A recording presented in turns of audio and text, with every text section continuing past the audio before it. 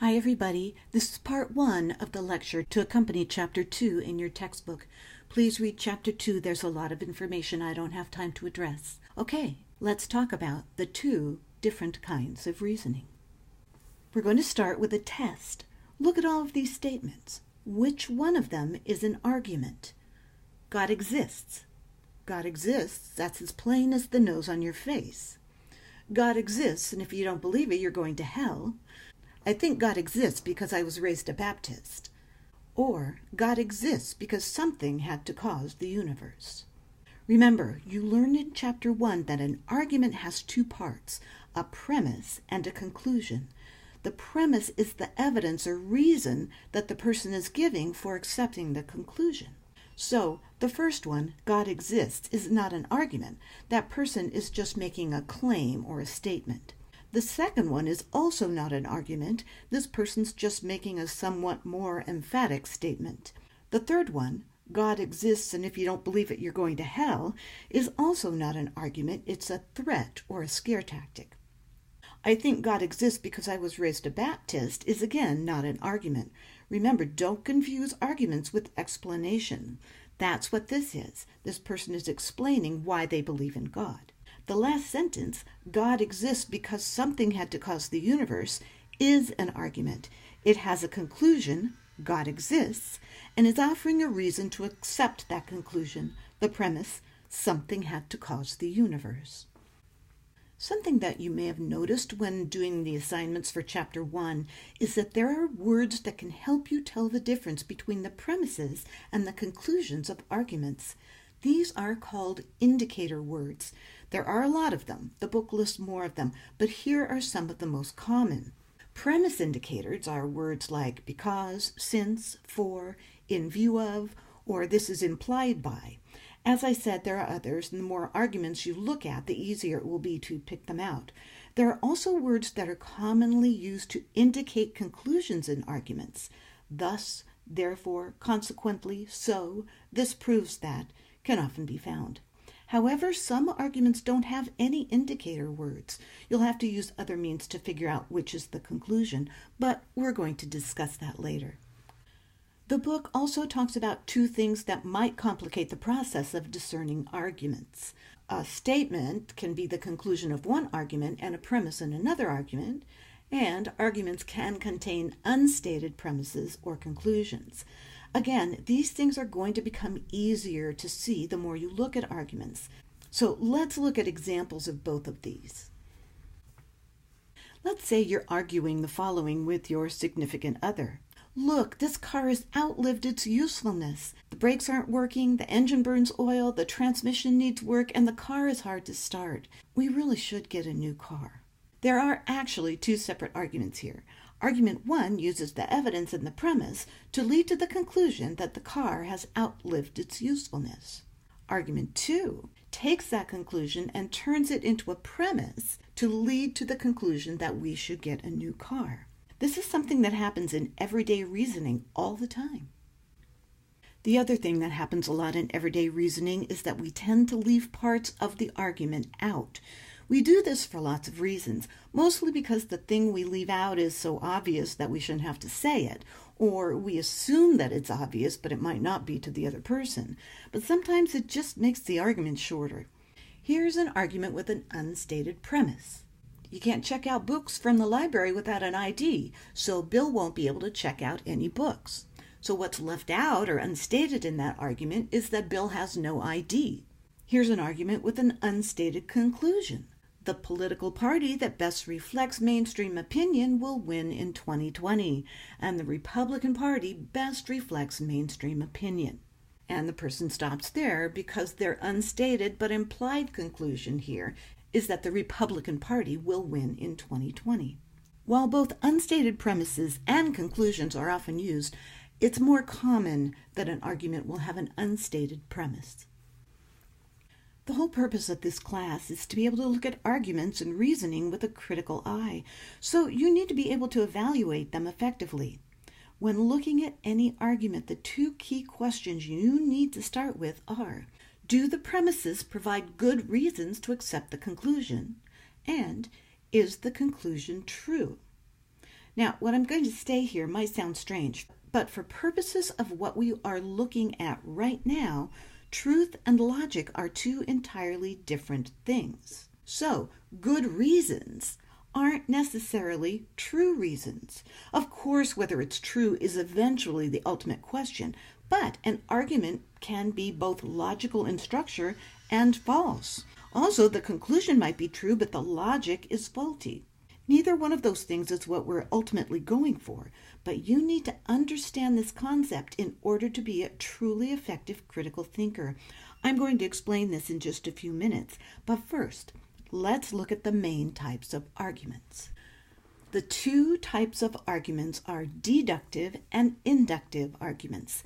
They have different structures and they attempt to have different outcomes.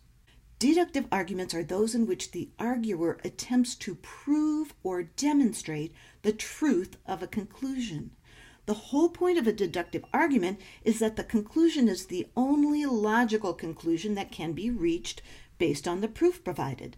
They attempt to be precise. Inductive arguments, on the other hand, do not attempt to be exact. They are not trying to prove the conclusion is undeniably true. The evidence they present as premises supports the conclusion, but don't prove it necessarily. So the purpose of this kind of argument is to prove that something is probably or likely the case. Let's look at deductive arguments for a moment. These arguments are structured in a way that leads inevitably to a specific conclusion. We're going to look at some of the kinds of specific deductive structures later in the chapter, but first you need to understand two concepts, validity and soundness. Validity has nothing to do with truth.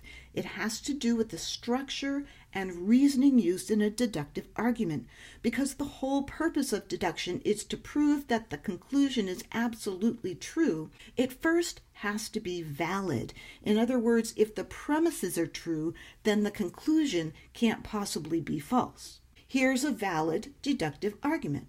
Dawn is taller than Sue. Sue is taller than Gina. Therefore, Dawn is taller than Gina.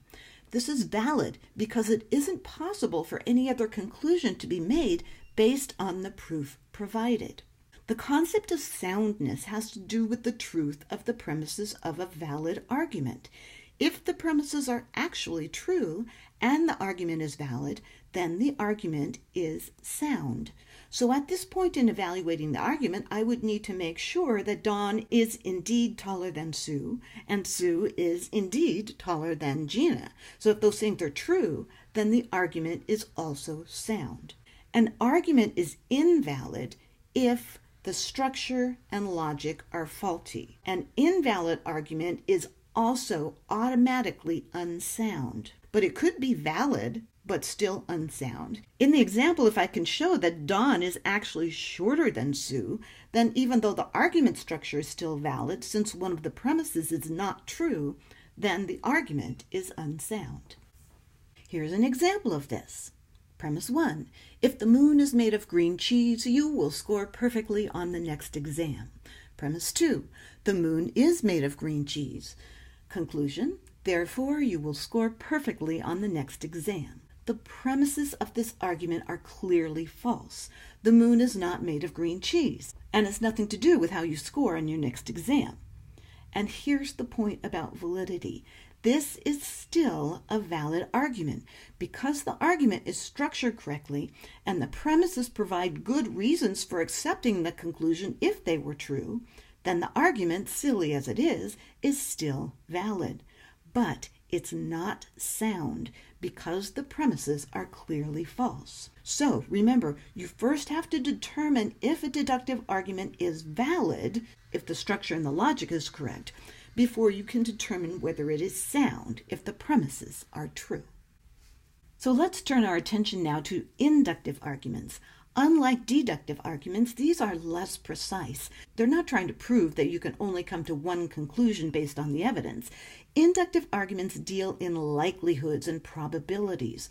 So their premises don't serve as proof, they serve as support for the conclusion.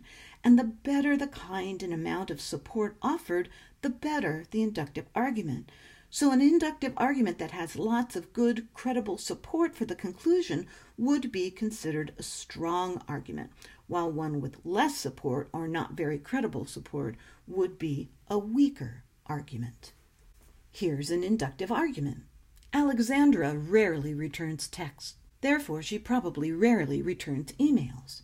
Sometimes you can tell an inductive argument by qualifying words, like probably, likely, possibly, odds are, or similar phrases like that. Inductive arguments don't always use those words, though, so that's not the only way you can tell they're inductive. In this example, the premise that Alexandra rarely returns texts is meant to provide probable but not conclusive evidence for the conclusion. It's not particularly strong evidence, though, so I would categorize this as a fairly weak inductive argument. There's really not enough support for the conclusion to say it's probably the case. However, if more evidence was provided, such as saying that she rarely returns phone calls or letters as well as texts, that would make the argument stronger. Here's another example of weaker and stronger inductive arguments. The first one is, you're 10 years older than Jane, therefore you will probably die before she does. And the other one is, you're 40 years older than Jane, therefore you'll probably die before she does. The second argument offers more support because we know that someone 40 years older than Jane has a greater chance of dying than someone only 10 years older than she is, at least barring any unnatural causes. So to sum up so far, you're going to need to be able to tell the difference between inductive and deductive arguments. Remember, inductive arguments are probable in nature. They are not exact. The premises are presented to support, not prove, the conclusion. Deductive arguments, on the other hand, are exact in nature. The premises are presented to prove that the conclusion is true. Okay, I want you to look at two arguments about the same thing. The first one, premise. If John brought milk home, then he stopped at the store on the way home. Premise, John brought milk home. Conclusion, therefore John stopped at the store on the way home. This is a valid deductive argument. It's structured logically so that the only conclusion you can come to based on the premises is that John stopped at the store on the way home. Now let's look at the other argument. John brought milk home, so he stopped at the store. That's it. The premise is John brought milk home, and the conclusion is that he stopped at the store. Since the premise isn't enough evidence to come to a conclusion, it appears there's an unstated premise. Could be the same premise as in argument 1. But what if it's a different premise? What if the unstated premise is sometimes John stops at the store to get milk on the way home? That would make argument 2 inductive, not deductive, because it's not precise. Even though the conclusion doesn't specifically say he probably stopped at the store, because that's not the only conclusion you could come to from this information, it's still inductive. In real life, it's much more likely that the second argument is the one that you're going to hear. Arguments often leave a premise unstated, so structure, context, and the content will likely determine whether an argument is deductive or inductive. However, if you still can't tell, it's usually best to assume that the argument is an inductive one. Much of the reasoning we engage in on a regular basis involves looking at both sides of an issue and weighing all the considerations for and against that issue. Those considerations often involve both deductive and inductive arguments. For instance, my husband and I recently decided to replace the floor in our living and dining room. Since we do all the work ourselves, that factors into our decision. Here's one of the deductive arguments we used. Premise 1. We will not install flooring that is heavy, messy, complicated, and cumbersome. Premise 2. Tile flooring is heavy, cumbersome, messy, and complicated to install. Conclusion. So, we will not install tile flooring. That's a deductive argument.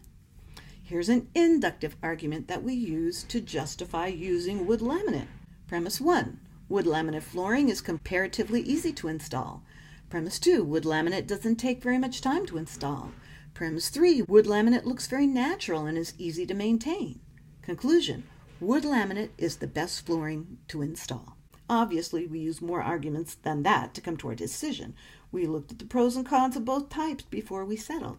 And while it's not an earth-shatteringly important decision in the grand scheme of things, it was important enough for us to take the time to reason it out. Another common reasoning pattern we use in daily life is called inference to the best explanation, or IBE. It's also known as abduction, and it's a form of inductive reasoning. We do it when we take all the available evidence and try to come up with the best possible explanation based on that evidence. The more evidence we have, obviously, the more likely the conclusion will be correct. Take this example. Neither the dog nor my husband is at home, and the dog's leash is gone. The best explanation of this is that my husband is out walking the dog. Therefore, my husband is out walking the dog. Now, it's very likely that this is the case, but did she also check to see if his car was in the garage? If it's gone and she adds that to the list of evidence, she might come to a different conclusion, like the dog got sick and he took it to the vet, or he went to visit someone and took the dog with him. This is the end of part 1. Please move on to part 2.